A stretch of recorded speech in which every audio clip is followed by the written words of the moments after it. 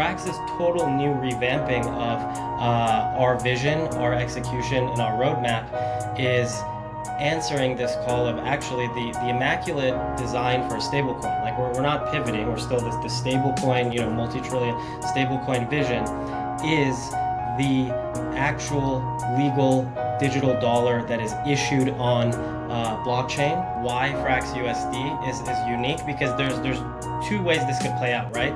One is everyone can just issue their own colored, stablecoin, JPM coin, Stripe coin. Basically, almost certainly, just like BTC, ETH, etc., the token emissions is not ever going to change. So it's about 143 million hard capped over the next 8 years.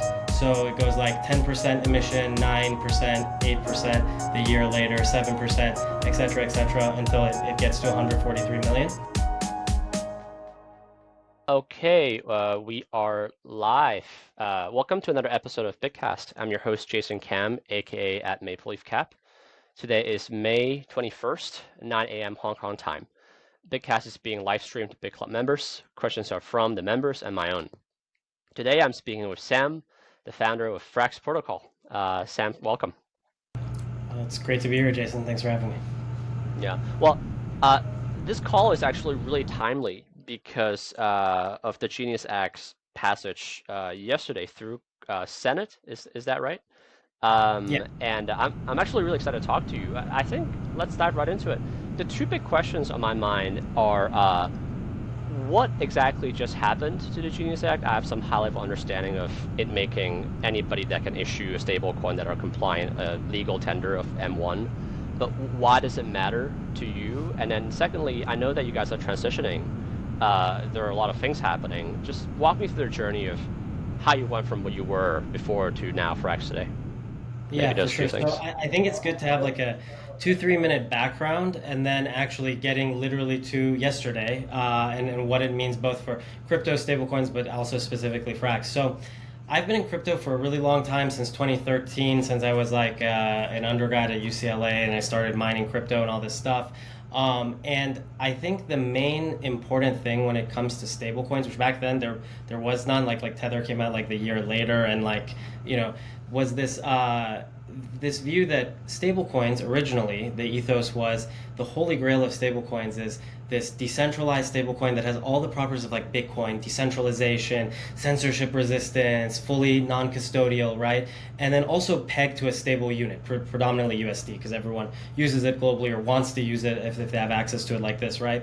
And that's kind of the whole point of algorithmic stablecoins, right? Like the whole point is it kind of represented the very first like vision of the holy grail of stablecoin. That's why Terra was such a huge thing, and then it got so big, and then it blew up. All of these things, basis, and then also the very first version of Frax, for people that probably listen to this, that they're in the industry, they're pros and veterans.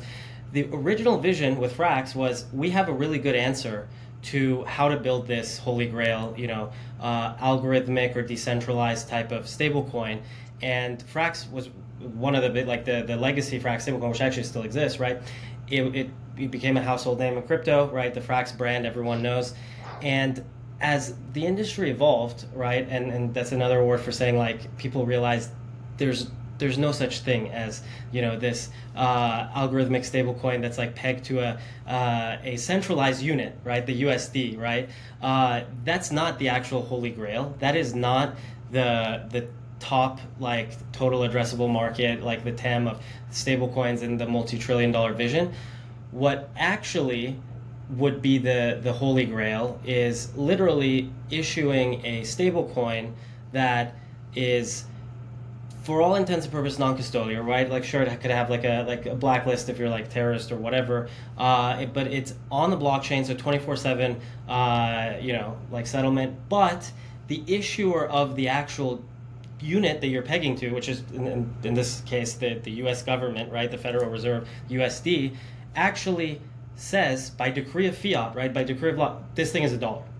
that's the actual holy grail design of a stablecoin, right? So like as an industry, like, you know, we went from like dreaming of like the stablecoin being this Bitcoin like thing that has this immaculate stability to realizing, okay, that's not possible, right? That actually like goes against the laws of physics, economics, right? And Yep. that's not the actual largest total addressable market. I never actually would have expected literally in the U.S. Congress, like literally legal tender, essentially legislation or things like that for stablecoins, which passed a very, very critical hurdle yesterday in a positive vote to pass cloture, which is what your original question was. And so Frax's total new revamping of our vision, our execution, and our roadmap is answering this call of actually the immaculate design for a stablecoin. Like we're not pivoting, we're still the stablecoin, you know, multi-trillion stablecoin vision is the actual legal digital dollar that is issued on blockchain, right, by like a protocol, by a specific group that the state actually literally says this is a dollar because we wrote a law that says if this is built in this way, this is a legal digital dollar, just like they do for bank deposits, right, that are basically M1 money, right, all of the actual money in the economy, right? And so going back to your question a little bit, is like yesterday was a pretty key procedural vote called the cloture vote, which is in the Senate, and basically all the time up to debate a bill can be ended so that it can actually be put to a official vote on the Senate floor. And the Genius bill, which is the stablecoin legislation bill in the Senate, needed 60 votes to actually pass cloture, which means go to a formal vote, in which formal vote only requires 51% or 51 senators out of 100. And since the Republicans have a majority and this is a Republican-sponsored bill, it's almost certainly going to pass. So really the de facto thing is if it passed that, we're pretty good. Some form or another between reconciliation is what it's called, where the wording from the House version of a similar bill basically gets negotiated and then passed to the president's desk. It's essentially procedural from then. Obviously, the world is unexpected, so crazy things can technically happen. A bunch of like Republicans can be like, actually, like, you know, World War III is about to start. We have like more importantly, like we refuse to sign this until like later. But for all intents and purposes, yesterday was extremely, extremely historic. That's why you saw the news and everyone tweeting, "Oh my God, like this is amazing," and all this stuff, which actually is the biggest important thing for Frax's roadmap, because we've staked our entire redefinition, revaluation, and our entire resurgence on being the primary essentially allocation asset, like the Frax token, right? Not the stablecoin, the Frax token, being the investment asset if you believe in this thesis and this worldview that the immaculate largest market cap like vision for stablecoins is one where the issuer of the entity of the unit you're pegging to is like you are the thing, rather than trying to synthetically peg to some unit and then getting these bunch of money transmitter licenses and like regulatory regional thingamajiggies, and just literally going straight to the source. The source of the unit says you are a dollar, right? And to the extent that the bill passes, I guess my read from it is that companies like USDC and Tether and whatnot, they're no longer operating in the shadows. They are now, whatever they do is now legal. And with the added benefit of, the stable coin that they create should be accepted as legal tender for payments all over the United States and maybe globally. Do you read it the same way? Or are there any other added benefits that I'm not understanding? Yeah, I think so. So there's two things. One is it'll take a while for so we've actually structured our new FraxUSD stablecoin to be pretty streamlined and compliance specifically for this. We launched a little bit over 2 months ago, so basically it's new for all practical purposes. But it'll be probably a little bit harder with the size and reserves and things for I think Tether and Circle to especially for Tether, because they have to do the foreign issuance clause specifically to actually get the stablecoin charter. But I assume they will both do it. I assume obviously that this is not some like regional MiCA license or VARA or something like the Japan money transmission license or something. This is actually much bigger, and there's a reason you can tell like this is not like hyperbole, because they're all there, and like if you noticed, everyone is staking their like political capital, their resources and all this stuff, and like Tether and Circle don't have like a token to pump or something, right? Like some people could be like, oh, like this founder, like I don't know, this L1 founder is there to like, I don't know, pump the price of their token or something.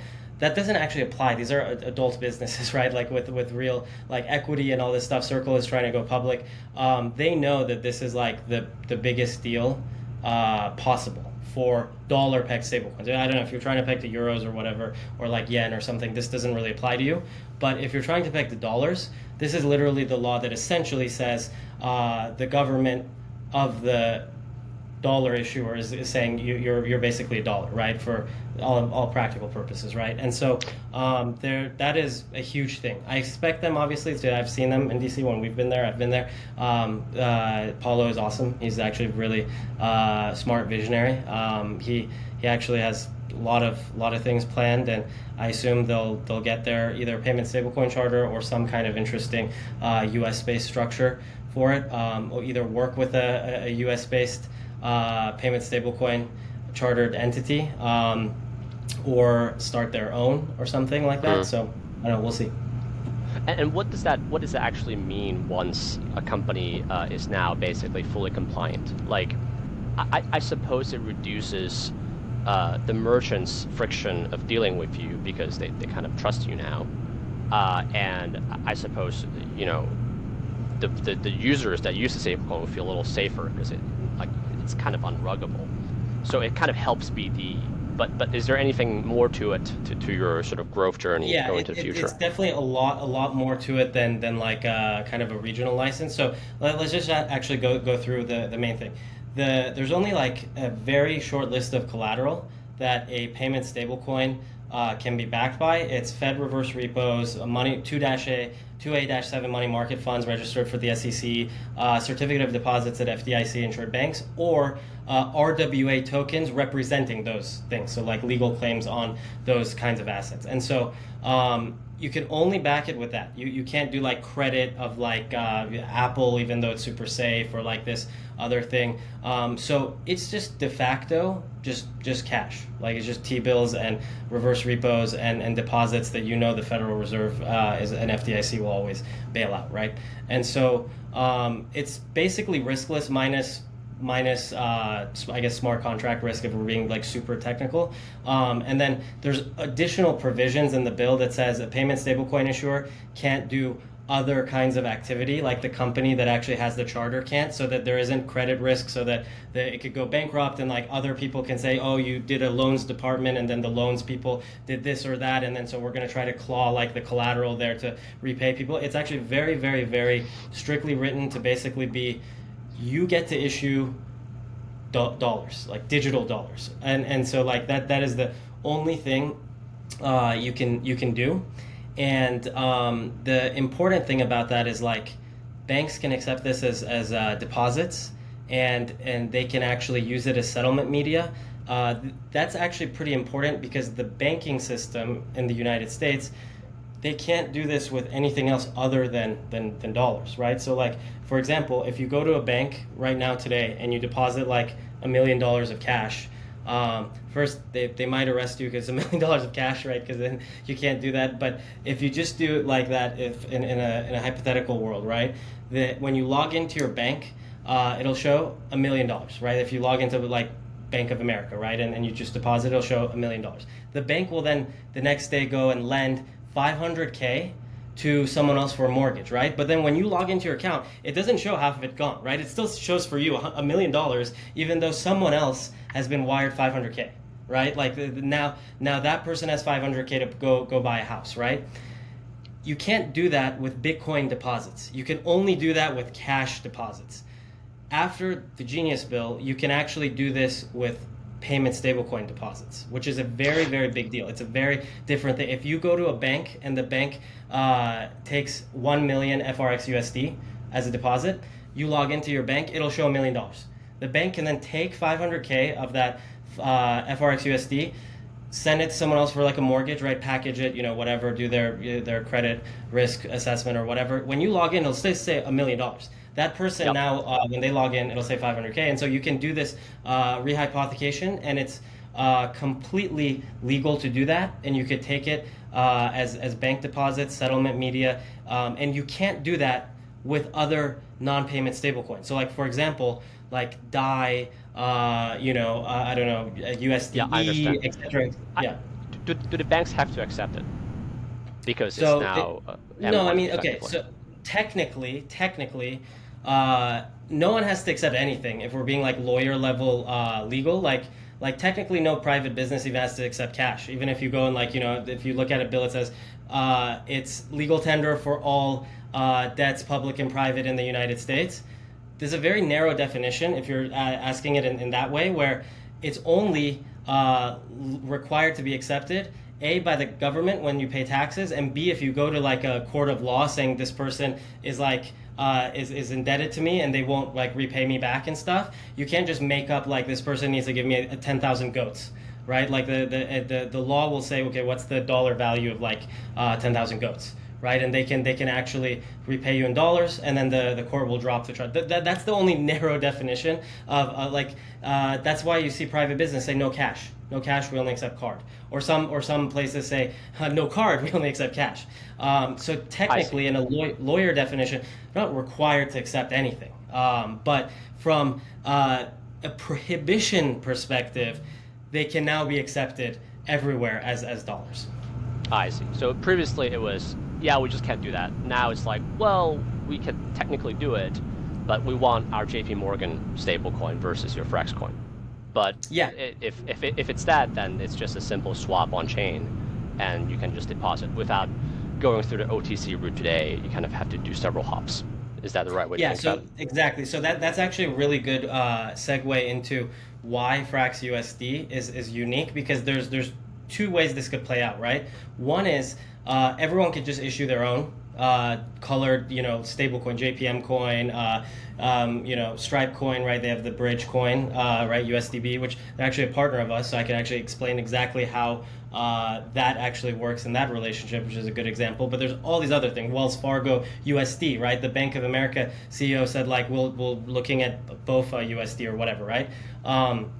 So why would someone use Frax USD over their own, right? That's a primary question, right? If we take the premise that stablecoins are objectively better in settlement, right, because they're just new digital dollars, the next question is, well, why wouldn't they just use their digital dollars, right? That they just actually do it.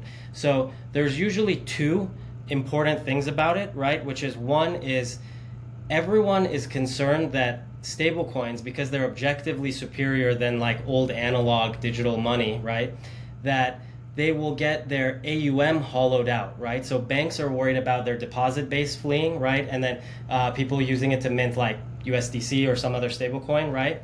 And money market funds and other places with old type of cash are worried that people will convert, their money market funds to like USDC and then hold it on Coinbase, right? Because they have rewards, right? They have the USDC rewards up to 4.1% or something, right? And these are the main like two issues, right? It's like, well, we're gonna get the AUM hollowed out, right? For banks, for money market fund, anywhere that has old money, right? And so they have to decide, do they actually issue their own, or do they actually work with someone else?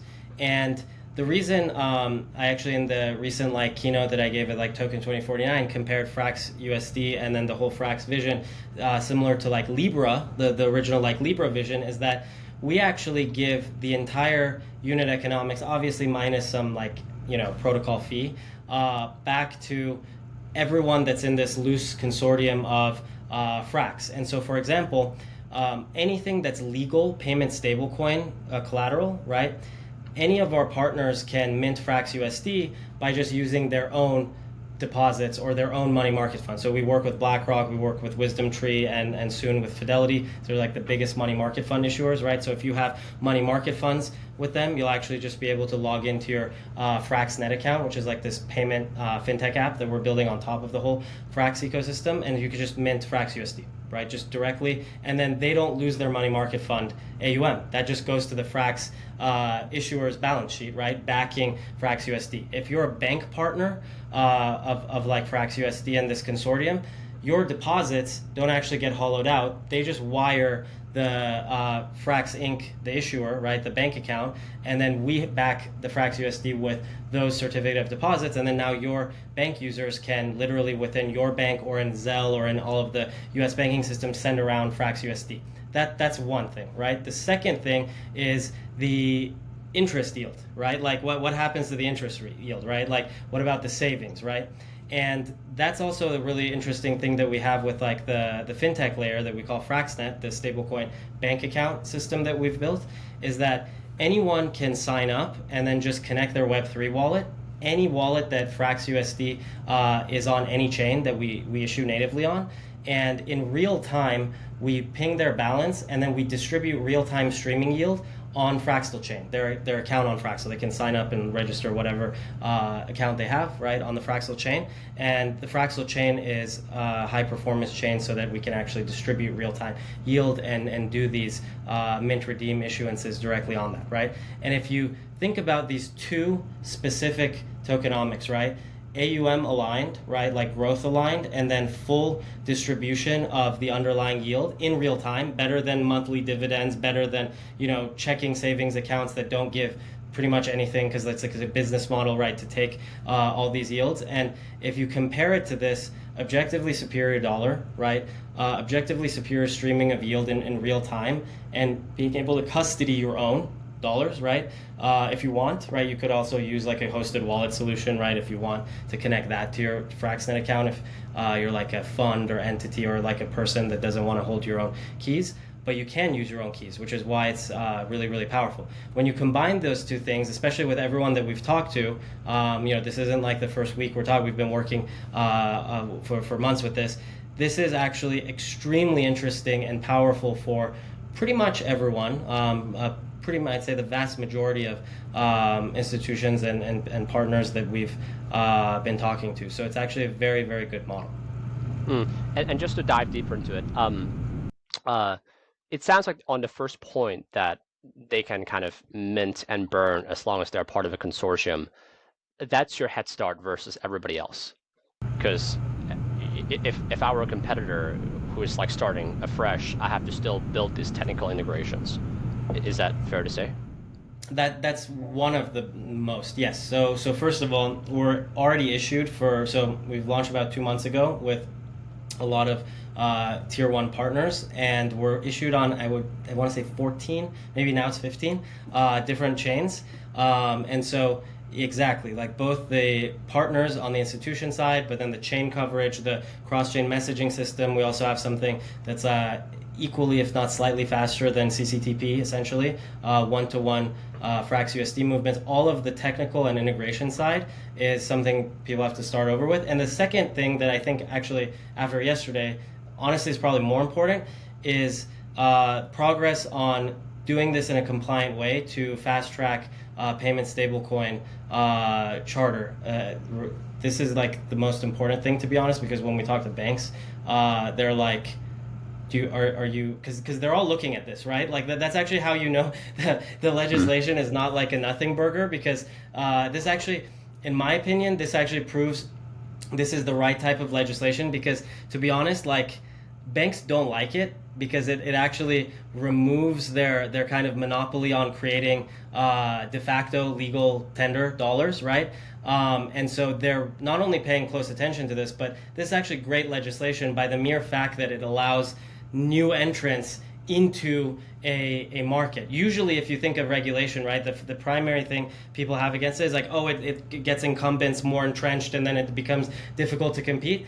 Very rarely do you get regulation that actually the incumbents are like, oh shit, no, please don't do this, because it actually brings a lot of new, fresh blood into a market to compete on the same thing. And so this is one of those. And so it's important for us to actually be at the lead of that, because otherwise there's no working with banks, right? Like banks actually need to work with payment stablecoins, or like you said, look into issuing their own. In fact, that's actually the primary first two questions that is usually on the initial call when we talk to them. And the initial call, and I guess when this, like, let's say it's implemented, and I don't know JP Morgan will do this, but let's say, for example, I would now able to, let's say they work with you now. I go on to JP Morgan, I say I want to withdraw, right? I want to wire out, and there will be a new option. It's like, okay, wire through stablecoin. And then I just, basically, I would not be able to tell if it's Frax or anything else, but I would say, okay, well, I want to send my money out on Ethereum, and I can just type in my address. And I just hit send, and on the back end, they would basically mint Frax USD with you, and you will send it on Ethereum to my wallet. Is that roughly how it works? Yeah, that's correct. Or they don't even need to necessarily mint it if they already have it. They might even hold it and be earning the actual yield underlying. Because again, that's capital on the bank's balance sheet. They can rehypothecate against that, right? But if they hold like any other type of asset, like a synthetic dollar stablecoin, they can't use that on their capital side, on their balance sheet, right? That's exactly correct. And actually, your example is even better, because it kind of gets at a additional answer of why they would use Frax USD over creating their own. We're on 14, 15 chains already, and probably going to be more in the coming weeks. And so if you issue a JPM coin, great. But it's probably on Ethereum. Maybe after a couple months, it's on Solana. Maybe after a couple months, it's on, I don't know, BSC or something. Maybe a couple months later, it's on Arbitrum. And then you have to have a whole group of people figure out, okay, what's the messaging layer like that we combine all of these things and blah, blah. Or you could just use Frax USD and then use your own deposits as backing of it, and work directly with us. And it's everywhere, right? And also people know of Frax, and it's a great DeFi household name, and people use it on chain. And just to be clear, JP Morgan, like, only the Frax USD on FraxNet would be able to earn interest, or can I stake my Frax USD on like Ethereum, and like, how does it work? You can hold it on any chain that we natively issue, which is like on those 14, I think actually now 15, but I'll check after this call. But anywhere that it's native, if you hold it and you just connect your Web3 wallet, and obviously you sign a transaction proving you own that address, and you hold it there, you will get all credit for holding it on all of those networks, and then you get a single real-time yield stream to a Fraxtal account that you have, right? That you prove you own a Fraxtal account address, and you just get real-time streamed across all of them. On your own L1, not on yes, the 15. Okay, that's great. In fact, actually, that's a great reason to highlight that. The reason the Fraxtal is so important to this vision as like our own L1, right, where the Frax token is the gas token and the staking token, and everything, is that if you actually look, and I talked about this on my keynote briefly, but if you look at the total number of addresses that USDC and USDT are held across the world, it's about 120 million addresses. Now, I'm not saying each of those are unique human beings or anything, but imagine FRxUSD just has 10% of those, just 10%. So like about 12 million or so addresses. You can't stream that on Ethereum or on Solana. What are you going to do? Like if there's a pumped up fun like meme launch happening that day, or like some other thing, or whatever, how are you going to actually distribute real-time yield to that scale consistently, reliably, in a non-custodial way, right, to people's like Web3 wallets, without a very high performance L1 that is specifically designed? Obviously, it has smart contracts. There'll be a DeFi ecosystem, etc. But its primary mission is actually to be extremely performant and cheap to stream real-time yield, mint and redeem Frax USD, legal tender dollars, and all of this stuff, right? So that it's actually the real answer to why another chain. Why do you need another chain? Why didn't you just build this on like Solana? Why didn't you do this on blah blah blah? You can't with the scale that you actually want to actually provide this very, very valuable service.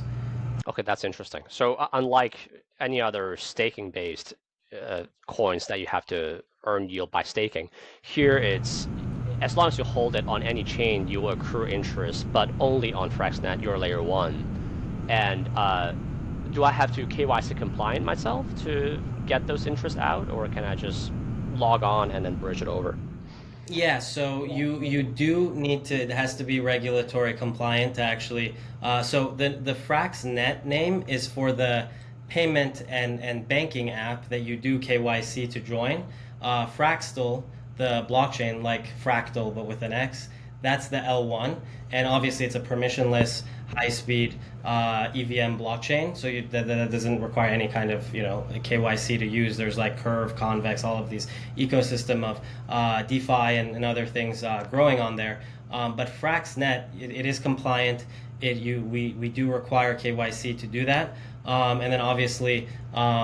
You connect your bank account, right, and that kind of stuff that requires like KYC and minting and redeeming to and from there.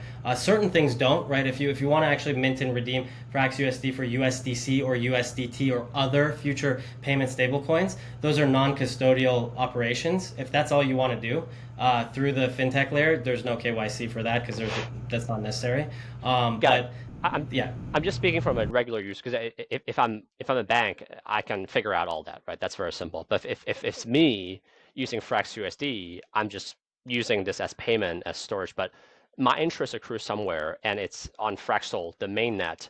And first thing is that I can also just go on Fraxel, the mainnet, connect my wallet, and then just yank that balance without KYC ML. Is that true? I don't have to KYC ML through FraxNet because I have the access to Fraxel, the layer 1. No. So in order for it to actually start streaming directly to your non-custodial wallet, part of the registration process is the actual KYCing. The reason, by the way, the reason for that is both obviously compliance with like the Genius bill, but also since there's an entity that actually issues the Frax USD stablecoin, just like Circle, just like Tether Inc. and stuff.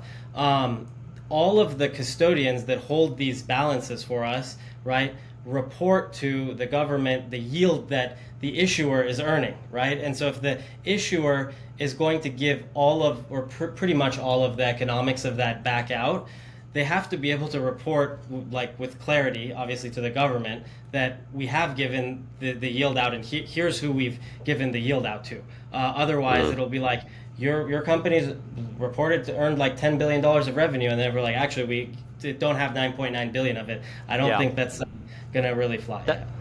How many users do you have on FraxNet now, and how rigorous is that AML KYC process? How fast can I go through if I have all the documents? So actually, the FraxNet application with all of our partner integration, that's going live next month. So Frax USD itself is stablecoin. It's fully redeemable. It's out. It's on all of these chains. It's on Sonic. It's on Solana. It's used in Pump Funds AMM. It's being used in other places. Aave is looking at integrating it and all this stuff. FraxNet, the payment system with the partners and mint redeem options, actually isn't out until hopefully next month.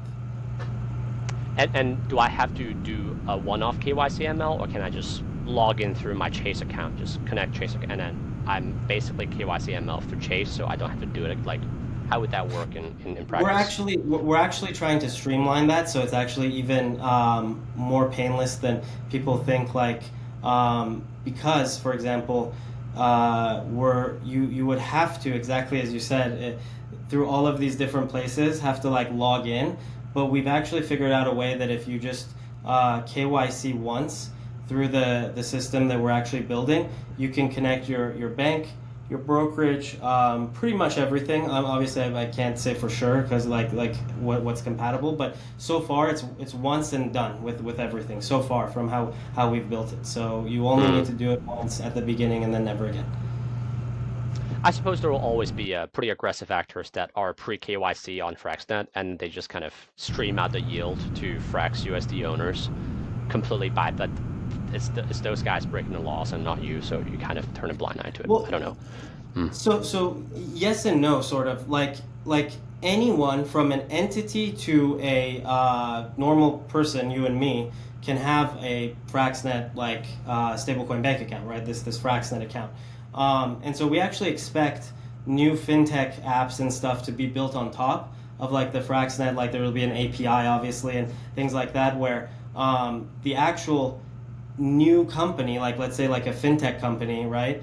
They have a FraxNet account, and then under them there's like, you know, hundreds of thousands of users, right?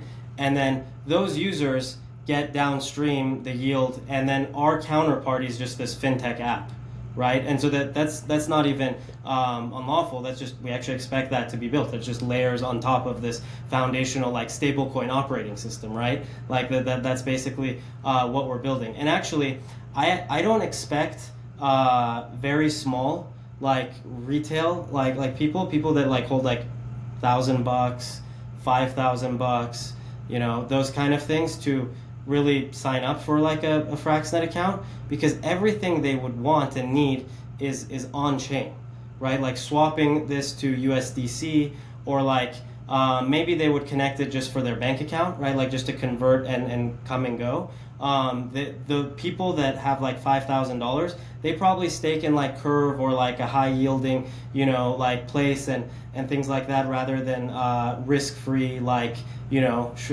short-term T-bill rate, right? It's usually the entities, whales, institutions, large players like large users and things like that have real cash that want to just park it, know that it's regulated, know that it's safe, or fintech applications that want a foundation that's safe and regulated to build on top of, to then actually offer unique services to a lot of these smaller users in retail. It would seem like it's a cleaner way of earning yield, because you just, and even all the Falcon X of the world, they should just be able to OTC swap FraxUSD to any other stablecoin or USD with no slippage, because they should be able to mint and burn regularly. Literally like any like Frax USD to any payment stablecoin is 1-to-1. So we actually already do that. Who is your custodian, and who manages the yield generation? So it depends where the assets are. So we have BlackRock money market funds, which is custodied by BlackRock. We have Wisdom Tree, which is one of the largest money market fund issuers in the United States. We also work with Superstate, which is Robert Leshner's RW. Their custodian underlying is BNY Mellon. We also work with Fidelity, as I was saying. And so it really depends on where you know, the underlying asset is. So combination of these places, and we'll soon have like a few other bigger, I would say, partners to announce, hopefully. The whole structure makes sense to me. And because it makes so much sense, I would assume there are other folks that are trying to do similar things eventually. I guess if you look out maybe 12 months into the future, what size of TVL on FraxUSD would make you happy? Like if there's a target. And then what would you say are the use cases that drove most of that growth? So obviously, as like the founder, I'll be both aspirational, but then reasonable, right? Aspirational, honestly, like I think that the total addressable market is 20 trillion. The reason for it and the logic is that all analog M1 digital dollars are, if you look at the Fed's own reporting, is about 20 trillion. Literally, like if you go right now on Fred, which is the Fed site, technically all of that is up for grabs, right? And if you actually think of how much stablecoin market cap today is, it's about 200 billion. That's only 1% of 20 trillion, right? Like that is literally, people think the stablecoin market cap is high or really big right now, and it's mostly Tether. That's barely a percent of the full digital dollars, analog digital dollars, right? Like the old system of money in the entire US financial system. And so the total addressable market is as much of that as we can convert. And so the reasonable, like 12-month, guess here that I have to dial down to, my excitement is like, these are pretty big numbers. And so if you think about it in like a measured sense, like what if we could convert 10% of like our partners' money market fund AUM to digital dollars, right? Frax USD with real-time streaming, or 5% of the bank deposits of like major banks, right? Those the total denominator is like in the hundreds of billions, and so if you take 5 to 10% of that, that's about 10 to 15 like billion, right?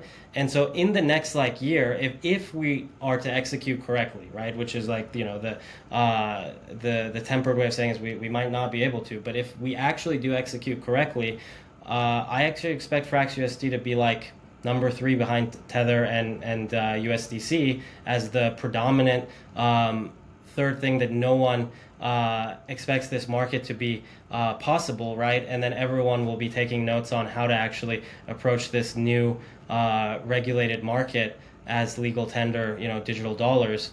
And like you said, I expect like people to copy us, which is fine. Like it's, you know, technically everyone's copying Tether, right? Like they were first in 2014, right? And so I'd love to see about 15 billion supply in the next like 12 months from now.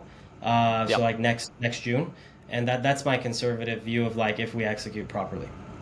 So a quarter of Circle, basically. And would that Frax USD be like circulating in the way that Circle is, which is across different venues of payments, and like what do you think drives that growth? You know, is it kind of different fintech applications yanking out of the banking system to Frax USD and then people spending it? Is it like what would that look like? What would that 15 billion look like if you do achieve it? I think it would be circulating even more meaningfully than USDC is today, right? Like so, and to be honest, obviously USDC is circulating meaningfully, right? People are using it mostly on chain and some like OTC exchanges and like large payments, cross-border payments and settlements and things like that. And it's just starting to be really used in like Visa underlying settlements or something as like a test kind of case, right? Of stable coins and these things, right?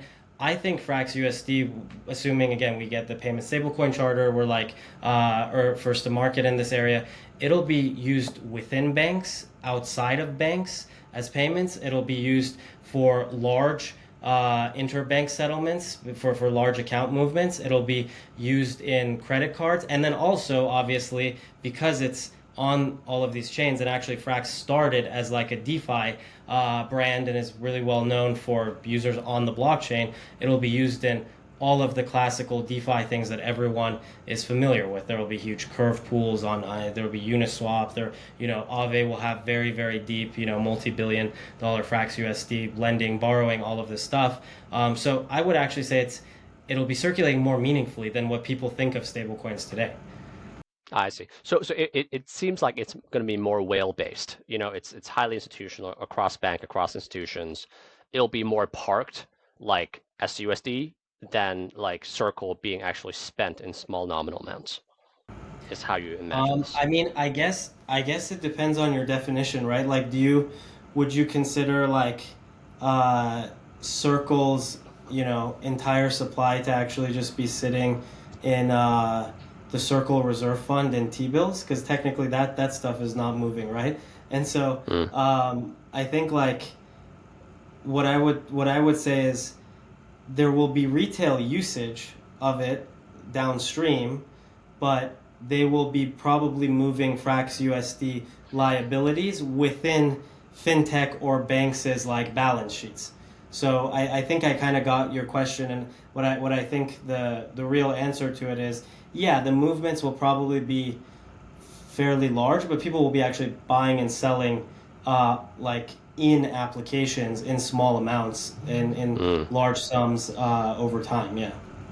So it seems like your means of growth, your go-to-market would mostly be BDing the fintech applications that build with banks on on FraxNet, as well as just getting into more banks and getting into more financial institutions. Like that's your most impactful, you know, GTM. Yeah, actually, so that's a good question, because I actually think of three types of GTM for stablecoins that are multi-trillion in like opportunity. One is One is actually the Tether one that I think everyone erroneously thinks is the only GTM of stablecoins, which is go to places that don't have reliable access to the dollar and like bring them a digital dollar that's just really objectively more powerful than old analog dollars. It's non-custodial. You could just send it to anyone else and that's connected to the internet and all this stuff. That Tether has essentially created a almost near monopoly on. If you look at it, like USDC can't seem to break into there very well. Tether is just this, I call it kind of the first contact theory of stablecoins, which is like anyone that first sees the light and uses stablecoins, right, first, whatever they use, assuming it doesn't implode like Terra, they're going to be content with using, of all things, equal, if they're not expecting yield or they're not, thinking other things and stuff like that. And so Tether already has that market. A lot of people think because Tether did that first, the only real way to grow big is to go to places that don't have the dollar, which now they do because of Tether, by the way, and like try to compete with Tether. And I actually think this is my contrarian view, which again, either this will pay off massively as like a top 10 crypto industry bet or not, is that people are wrong about that. Tether already brought that. They were right when it was wide open. Now Tether has a near monopoly on it, and it's more difficult to actually get people that already use Tether to switch to a different stablecoin. As you can see, USDC can't do it, right? And then it is to become legal digital dollars in the United States, and now it's possible. It was impossible before. Now, literally after yesterday, it's almost certain to be possible. And actually bring everyone that hasn't had access to objectively good digital dollars to onboard to this new Web3 revolution of legal, regulated, transparent, safe digital dollar stablecoins. And so I think this is like too contrarian for a lot of people to think, because it's like really popular to think, oh, well, Americans already have Venmo, banks and blah, blah, blah, and all this stuff. Therefore, the only stablecoin, GTM is to just copy Tether because we've already seen it works. It's like, no. They already have Tether. Like Tether has done a good job of upgrading most of the world that had zero access to the dollar and gave them a better dollar. They actually leapfrogged like the reliable analog banking system, right? There's like a similar analogy where Africa and other developing countries actually leapfrogged like the desktop computer era, right? Like they went from literally no internet connection to mobile phones, Androids, iPhones, and like pocket computers, essentially. They never went through the phase that America and like the developed world went, where like every home had like a giant, like dial-up desktop, if you remember that, like during, your adolescence and stuff. They just skipped right to the good stuff, right? Because they just actually didn't have the infrastructure for this stuff. We're actually stuck like the desktop computer. We're stuck in the analog phase, and so we have to upgrade to the actual next generation of digital dollars. People actually make a categorical mistake, in my opinion, when they say, we already have desktop computers. Why do we need an iPhone? This is like totally wrong, right? And so I think the important thing is people should understand that once people use like stable coins like Tether, right, and another, there's no evidence that they're really itching for a USDC or something like that. I suppose I understand your point, but I guess in the US, your value proposition for fintech companies and banks to use you is hopefully faster pace of transfer, and also they are effectively using short-term treasuries as stablecoin.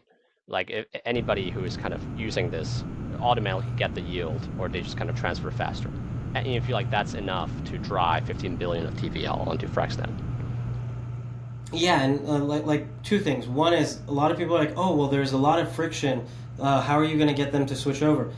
We're the ones actually talking to them, right? Like not the ones, not the people like saying that there's a lot of friction.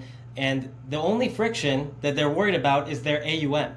Once they know that they're not going to get their deposits or their money market fund AUM and their hard-earned business clawed away, and then they're going to get this objectively like superior payment media that is legal, regulated, and transparent, they're pretty sold. I like to try it, offer it to their customers, and all this stuff. There is actually not that much friction. In fact, there's a lot of appetite to try it, and if we're first to it, I think, like I said, even 10% of a really big number is like third after USDC and Tether very quickly. Yeah, and how long is that sales cycle into these institutions? Depends on which one. Some of them are much farther along in like having a digital asset team really ready to try something. Again, that they don't think it's friction. They're actually very excited to actually talk to us about this all the time and get some big things going, to have some strategic announcements and things to reveal in like 2 months time, from 2-3 months since we start planning it. Others are a little bit slower. They're like, we haven't decided on a strategy to like tell the CEO and stuff. We're still exploring whether we will do the launch our own coin or do this or something totally separate. And so that's probably more like a 6-month kind of thing. So it really just depends on which ones. Let's say you get to your $10 billion target on FraxUSD. Maybe walk me, and there's obviously an outstanding question of the transactional throughput on FraxNet itself, because that's the gas fee. But you mean Fractal, right? Fractal. Sorry. Yes, I have to be very precise. There's questions around the velocity of how fast the FraxUSD transacts on Fractal. But maybe walk me through a bridge on how that $10 billion of TVL of FraxUSD translates to fees or cash flow generation or whatever for Frax itself on an annual basis. Yeah, for sure. So to go to the Frax token, right, the volatile, the scarce digital like commodity asset that we actually upgraded, used to be called FXS, Frax Share. And it used to be a governance token because the original Frax vision was to build an algorithmic stablecoin, right? And to answer the original ethos of decentralized stablecoins. In order to actually do this Libra-like vision of an L1, right, that is the settlement and issuance chain and the real-time yield streaming, and have this system where essentially there's this enshrined digital dollar, like this digital currency. We needed to upgrade the token so that it's essentially an L1 token. It's basically like BTC, it's basically like ETH, and it is essentially a store of value security staking token that you stake and you validate the chain, and also gas is paid. There's multiple sinks in the ecosystem, from ecosystem apps that we've already built that we're never tokenizing. It's only the Frax token. For example, people are probably familiar with Frax Ether, Frax Lend, and all of the Frax ecosystem apps. All of that income goes to both staked Frax tokens as well as burning part of it. So like, for example, there's Frax name service. If you have an L1, right, people want .frax, usernames, identification, payments, and human readable accounts. All of those, you need Frax tokens, right, to actually get those names. And unlike ENS, right, which has its own token, so all of the ETH that people spend to buy .eth names gets sold, right, to actually go to ENS tokens. Everything in the Frax ecosystem that we've built just goes to the Frax token. So all the burns, all the fees, all the value sinks, and then you can think of the Frax token as this capped emission L1 token that you can't change the emissions again unless you hard fork, which is the same as ETH or BTC, right? It's not like an MSIG governance token where you can just like MSIG a mint, right? You need coordination of decentralized group of holders, of stakers that actually provide security. So basically, almost certainly, just like BTC, ETH, etc., the token emissions is not ever going to change. So it's about 143 million hard capped over the next 8 years. So it goes like 10% emission, 9%, 8% the year later, 7%, et cetera, until it gets to 143 million. You can think of it like a scarce digital commodity. And then everything in the Frax ecosystem, the most important being obviously what we've talked about on this call, the flagship legal tender digital dollar, but everything goes to the Frax token, right? And then obviously the apps on Fraxtal chain, things that pay for transaction fees. There's the base fee that gets burned.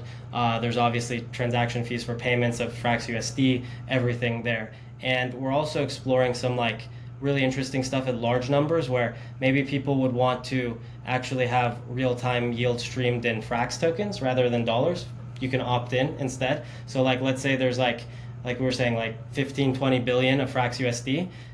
Maybe some people want, let's say half of them, instead of getting the T-bill yield, right? They actually want to just earn real-time yield of Frax tokens to be aligned on owning a piece of the banking network, right? The chain and the banking network of everything that they use.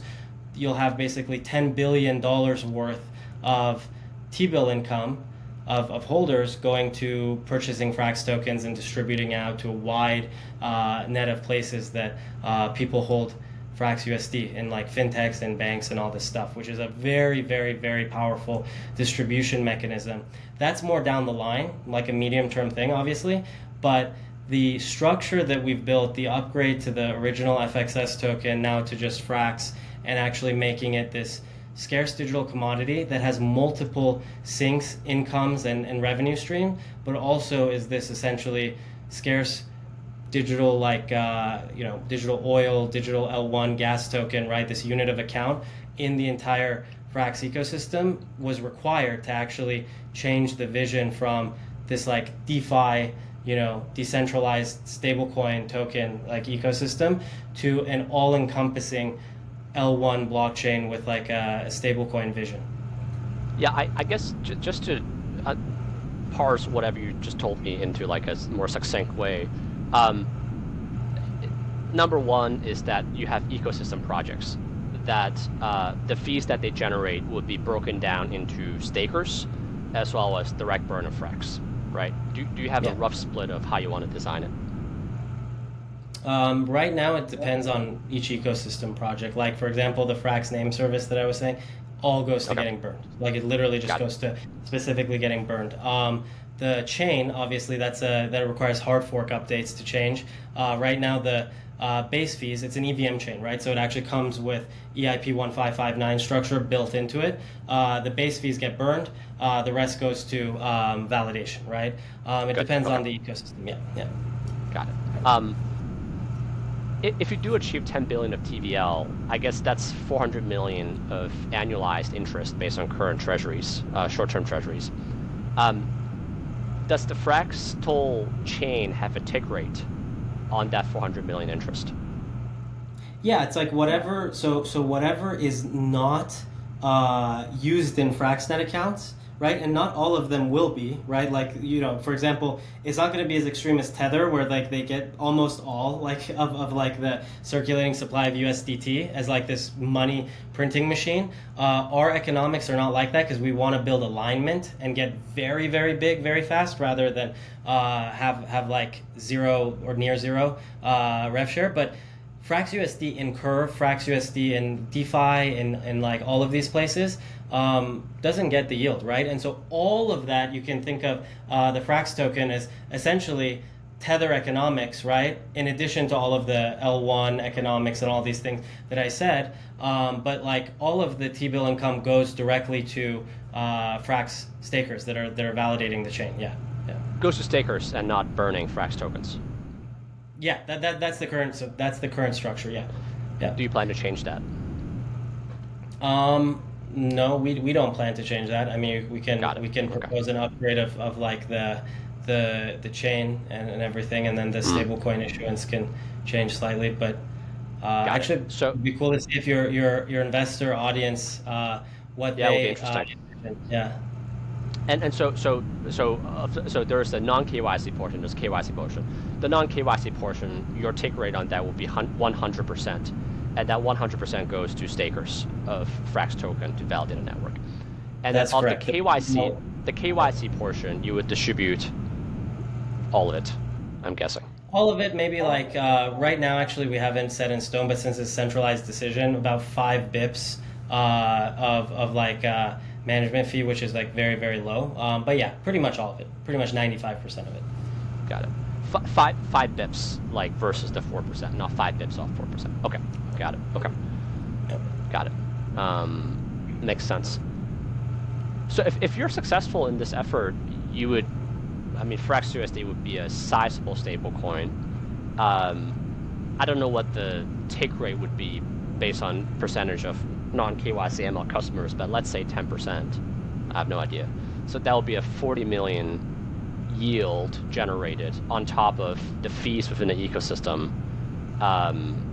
as well as the sort of transactional throughput, which will be sizable, I think, on the $10 billion, fees.